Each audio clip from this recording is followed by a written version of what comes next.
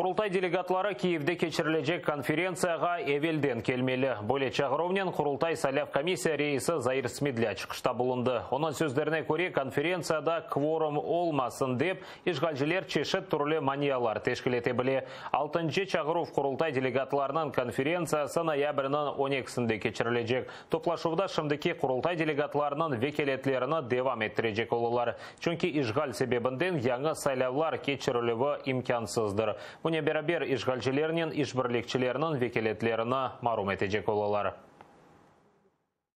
Для того, чтобы завтра говорить о легитимности, нелегитимности Курултая, о принятых ими решениях, будут силовиками и местной властью создаваться всяческие проблемы, чтобы не было полноценного кворума, чтобы как можно делегатов выехало туда, и уже с ними сейчас проводятся такие профилактические беседы. Особенно это с бизнесменами, с теми, кто работает на государственной службе, однозначно будут встречаться, в том числе даже при выезде из Крыма. На пункте пропуска будут создаваться проблемы, будут отводить, там еще что-то, чтобы люди опоздали на поезд, на автобус. Поэтому я думаю, что делегатам необходимо выезжать заранее.